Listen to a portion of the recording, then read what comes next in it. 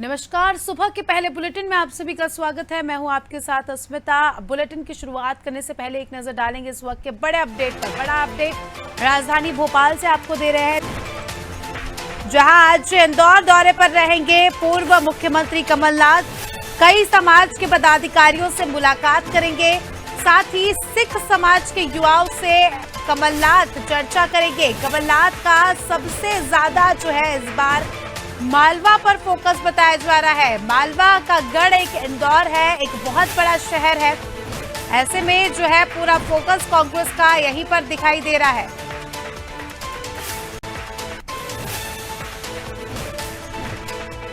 तो हमारे सहयोगी विवेक हमारे साथ जुड़ चुके हैं। विवेक, आज पूर्व मुख्यमंत्री कमलनाथ का इंदौर दौरा है और इंदौर जो है मध्य प्रदेश की आर्थिक राजधानी तो है ही, साथ ही मालवा क्षेत्र का एक बहुत बड़ा शहर भी है। ऐसे में बताया जा रहा है कि कांग्रेस का पूरा फोकस मालवा पर है और अब कांग्रेस की शुरुआत जो है इंदौर से हो चुकी है। 3 महीने से ये देखने के लिए मिल रहा है कि कमलनाथ मध्य प्रदेश में सक्रिय है और प्रदेश भर के दौरे के अलावा सबसे ज्यादा मालवा में उनके दौरे हुए। पिछले दिनों देखने के लिए खरगोन में उनका दौरा हुआ और महू सहित कई ऐसी बड़ी घटनाएं जो मालवा क्षेत्र में हो रही है। कमलनाथ फौरन ही वहां पे पहुंचकर लोगों से मुलाकात कर रहे हैं और ठीक इसी तरह से आज भी कमलनाथ का दौरा है। कई वर्गों के साथ कमलनाथ की बैठक है, पदाधिकारियों के साथ चर्चा करेगी। खासतौर पे सिख समाज के जो युवा वर्ग के लोग हैं उनसे कमलनाथ की वन टू वन चर्चा रहेगी और ये काफी महत्वपूर्ण मानी जा रही है क्योंकि कमलनाथ के सबसे करीबी माने जाने नरेंद्र सलूजा ने कांग्रेस छोड़ने से पहले ये आरोप लगाया था कि कमलनाथ ने सिख समाज का अपमान किया है और इंदौर से ही नरेंद्र सलूजा आते हैं तो कमलनाथ की कोशिश रहेगी कि चुनाव से पहले सिख वर्ग को साधा जाए क्योंकि सबसे तेज तर्रार सहयोगियों में से एक थे नरेंद्र सलूजा, जो अब बीजेपी की तरफ से कमलनाथ और कांग्रेस पे भारी पड़ रहे हैं। तो इस वजह से कमलनाथ का सबसे बड़ा एक जो फोकस है वो इंदौर और मालवा क्षेत्र में रहा है। और दूसरी एक सबसे बड़ी बात है कि चुनाव आने वाले हैं विधानसभा के और कांग्रेस को सबसे ज्यादा जो डेंट मिलता है वो मालवा क्षेत्र से ही मिला है।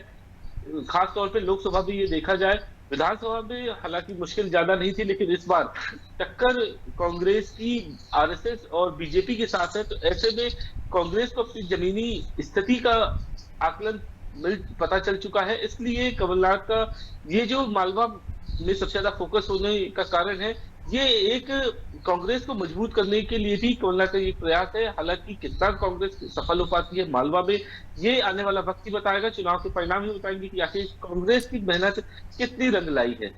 जी बिल्कुल विवेक, आखिर किन मुद्दों को लेकर कमलनाथ जो है मालवा क्षेत्र में एंट्री कर रहे, क्या वो मुद्दे होंगे जिस पर विशेषकर कांग्रेस द्वारा चर्चा की जाएगी, उन मुद्दों को उठाया जाएगा?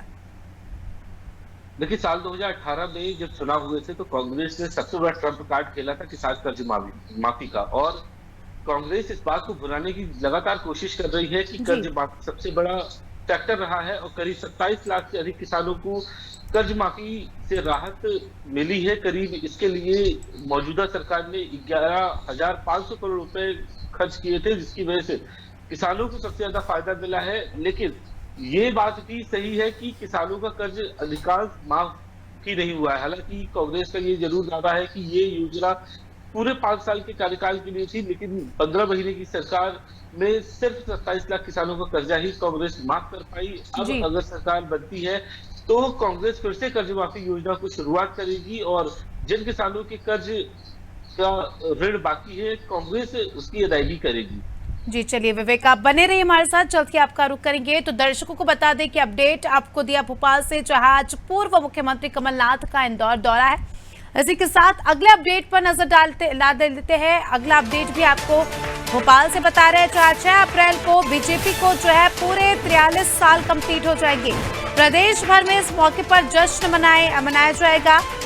प्रदेश सहित देश भर में बीजेपी के कार्यक्रम होंगे। बीजेपी वरिष्ठ कार्यकर्ताओं का सम्मान भी करेगी। बड़ा अपडेट आपको दे रहे हैं भोपाल से, जहां 6 अप्रैल को पूरे प्रदेश में ही नहीं पूरे देश में बीजेपी के जो है 43 साल पूरे होने पर जश्न मनाया जाएगा। चलिए हमारे सहयोगी विवेक हमारे साथ जुड़ चुके हैं। विवेक, 6 अप्रैल को जो है बीजेपी के पूरे 43 साल कंप्लीट हो जाएंगे। बात करें मध्य प्रदेश की, चुनावी साल है, डबल इंजन की सरकार है, ऐसे में कार्यकर्ताओं में काफी ज्यादा जोश है और बीजेपी द्वारा ये जश्न किस रूप में मनाया जाएगा? बीजेपी का 43वां स्थापना दिवस मनाया जाएगा और न सिर्फ मध्य प्रदेश बल्कि देश भर में बीजेपी इस कार्यक्रम को बड़े धूमधाम से मनाएगी और खासतौर पे बीजेपी उन वरिष्ठ कार्यकर्ताओं का सम्मान करेगी जो लंबे समय से पार्टी से जुड़े रहे हैं और न सिर्फ उन कार्यकर्ताओं का सम्मान होगा बल्कि जो मीसाबंदी रहे हैं, इमरजेंसी के वक्त जेल गए, उन का भी सम्मान करेगी और ये संदेश देने की कोशिश करेगी कि बीजेपी पुराने से पुराने कार्यकर्ता को भी तवज्जो देती है और उनके साथ संपर्क में रहती है। इसके साथ ही जो युवा कार्यकर्ता है उनसे भी संवाद किया जाएगा। बीजेपी के पार्टी के बड़े जो लीडर है प्रदेश स्तर के, वो युवाओं से चर्चा करेंगे और खासतौर पे पार्टी के उन कार्यकर्ताओं को नसीहतें भी दी जाएंगी और बीजेपी के अब तक के कार्यकाल में क्या क्या उपलब्धि रही, किस तरीके से पार्टी को मजबूत किया गया, क्या क्या चुनौतियां रही बीजेपी के सामने, जिनसे निपट के बीजेपी आज विश्व की सबसे बड़ी पार्टी के तौर पे उभरी है। इन तमाम विषयों को लेकर प्रदेश भर में कार्यक्रम होंगे और भोपाल में सबसे बड़ा कार्यक्रम होगा। इसमें संगठन के तमाम बड़े पदाधिकारी, मुख्यमंत्री खुद मौजूद रहेंगे। इसके अलावा प्रदेश अध्यक्ष वी डी शर्मा सहित तमाम कार्यकर्ता शामिल होंगे कार्यक्रम में और न सिर्फ इस कार्यक्रम को खास बनाने के लिए प्रदर्शनी लगाई जाएगी बल्कि प्रदेश भर से आए जो तमाम बड़े वरिष्ठ कार्यकर्ता रहेंगे उनके भी संबोधन रहे होंगे कि किस तरीके से उन्होंने बीजेपी में काम किया, उस दौरान क्या चुनौतियां थी और आज बीजेपी को किस तरीके से फायदा मिल रहा है। इस पर सबसे ज्यादा इस स्थापना दिवस में कोशिश रहेगी कि जो तमाम कार्यकर्ता है उनके साथ चर्चा किया जाए। इसके अलावा देश भर में प्रधानमंत्री नरेंद्र मोदी भी बीजेपी कार्यकर्ता को संबोधित कर सकते हैं। उसमें राष्ट्रीय अध्यक्ष जेपी नड्डा सहित तमाम जो कांग्रेस के नेता है, आला नेता है, वो भी इस कार्यक्रम में शामिल रहेंगे। जी बिल्कुल विवेक, देखा जाए तो बड़ा मौका है और मध्य प्रदेश में जो है बीजेपी जिस तरह जमी हुई है पिछले 18 सालों से, ऐसे में जो है माहौल प्रदेश में कुछ अलग ही देखने को मिलेगा। क्या कोई बड़ा नेता पार्टी का है, कोई बड़ी पर्सनालिटी इस मौके पर प्रदेश में आ सकती है?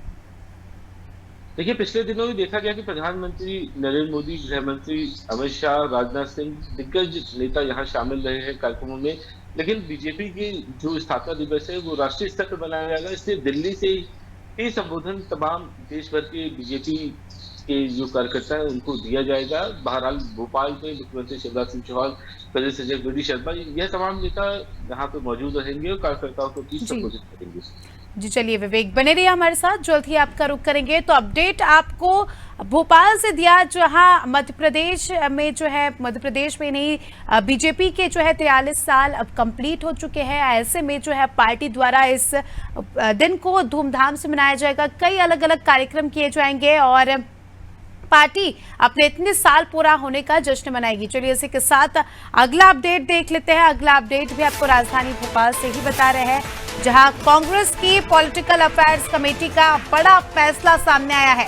हारी हुई सीटों पर जल्द प्रत्याशी उतारेगी कांग्रेस, जल्द होगा प्रत्याशियों के नामों का ऐलान। बड़ा अपडेट आपको दे रहे हैं, कुछ ही महीनों बाद जो है चुनाव है, ऐसे में अब कांग्रेस भी अलर्ट मोड पर आ गई है। एक्टिवली जो है कांग्रेस पार्टी अपनी हारी हुई सीटों पर फोकस कर रही है और जल्द ही उन सीटों पर प्रत्याशी उतारेगी कांग्रेस और प्रत्याशियों के नाम भी जल्द ही उनके नामों की सूची जारी करेगी।